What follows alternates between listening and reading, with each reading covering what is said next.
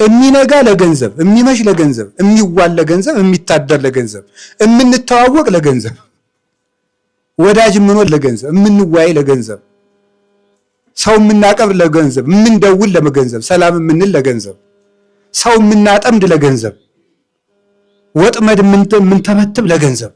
ገንዘብ ገንዘብ ገንዘብ ገንዘብ።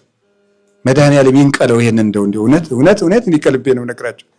ይሄ እንደው በጣም ነውር አይጣ ላይ ድረስ ኮሉናል ከሰው ገንዘብ እንደው እንዴት አድርጌ በገለጽኩት ራሱ ውስጤ እንዴት እንደሚሰማኝ እና ገንዘብ ብንተው ጥሩ ነው። መቅደስ ውስጥ ገብቶ የሚያተራምስ ገንዘብ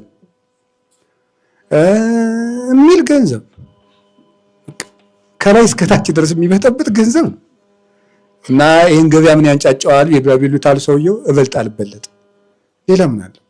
ስለዚህ የገንዘብ ፍቅር በጣም አደገኛ ነው። ነቅላችሁ መጣል። የገንዘብ ማለት ምን ማለት ነው? ምንድነው የሚባለው? ይሄ በቃኝ ማለት ነው የሚባለው። በቃኝ ማለት ምን ማለት ነው? ባጭሩ ሀብታም ለመሆን መስራት ችግር ነው ወይ ነው። ዲያብሎስ ይችንም እንዳያበላሻ ስለምፈልግ ነው። ሀብታም ለመሆን መስራት ምንም ችግር የለውም።